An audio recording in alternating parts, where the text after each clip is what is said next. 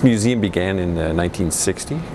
It was the amalgamation of 3 different aviation collections here on the site at Rockcliffe, and it was originally based in 3 World War II hangars, BC-ATP hangars that had been in use since the 40s. The museum became the National Aviation Museum in 1964 and has had a long record of being the National Museum for aviation in Canada since then. We were just actually quoted by CCN as one of the top 10 aviation museums in the world, which is kind of interesting.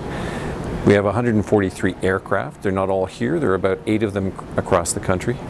We believe that a national collection isn't necessarily in Ottawa, so that we have aircraft in other aviation museums.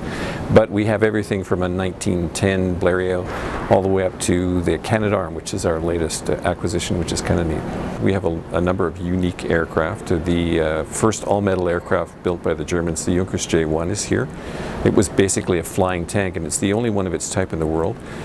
We also have an AEG-4, which was a tactical bomber. It was a twin-engine bomber. You have the only pieces left of the Avro Aero that are here, along with some of the maquettes that they were using for their next iteration of the Aero. And you have a very unique Second World War aircraft as well. Obviously the Typhoon is one coming in, but we have an HE-162, a Comet, which was the Messerschmitt 163 rocket fighter.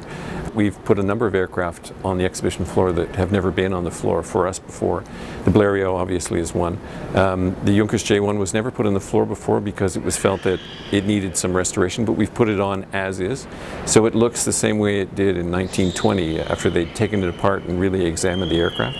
All of the camouflage is from 1917 on the aircraft, so it's really, you're seeing a piece of archaeological history.